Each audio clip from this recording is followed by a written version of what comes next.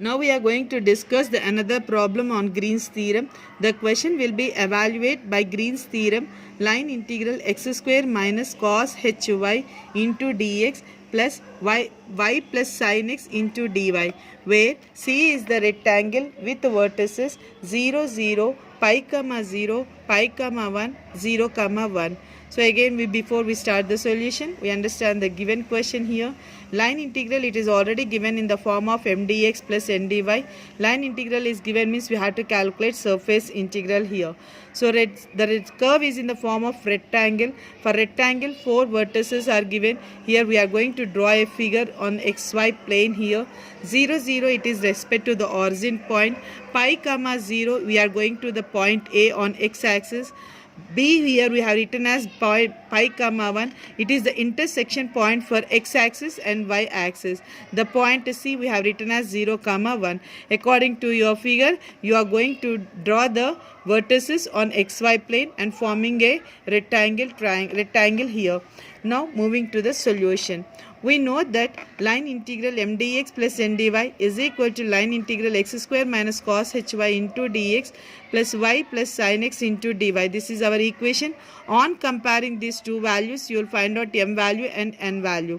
So the given vertices are written here 0 0 pi comma 0 0 pi comma 1 0 comma 1. So as we have written the vertices, we have converted into the diagram also. Here line integral we are not substituting, we are converting into the surface integral. That is the reason if you give the arrow mark, well and good. If it doesn't give also, it is more than well and good. So by using Green's theorem, the statement is written as line integral mdx plus ndy is equal to surface integral dou n by dou x minus dou m by dou y dx dy. So here we have to calculate the limits and we have to calculate the respective derivatives here. So first we will be calculating the respective derivatives. From equation 1 you will find out m is equal to x square minus cos hy. So you are making the derivative m with respect to y. So x square derivative it is 0 minus cos hy. It is a hyperbolic function. So cos, in a hyperbolic function, cos and sine, the values will become positive here. So cos derivative it will become sine, sine derivative it will become cos. So here we have written as minus sine hy. Next n is equal to y plus sine x we have taken. Making the derivative n with respect to x. Y derivative is 0, sine x derivative is cos x. So now you substitute these values. For that we have to find out the limits. The limits will be finding like this. So for the first limit we are going to find out for y. From the given point, you are going to see that the point is moving from origin to the point C on y-axis. So on x-axis, you are going to take the limits for O to A. On y-axis, you are going to take the limits as O to C. So that you will calculate x limits and y limits. So now we are going to calculate y limits. I have taken from origin to the point C. So origin to the point C, it is given as 0 comma 0 to 0 comma 1. If you see that the difference is in the interval of y, so you are going to take it y intervals as 0 to 1. To find out the limits of x, you are going to start with origin to the point A on x-axis. So on origin you are having 0 comma 0. It moves to the point A pi comma 0. If you see in both the points, x varies, y is common. So here we are finding x limit we have taken as 0 to pi.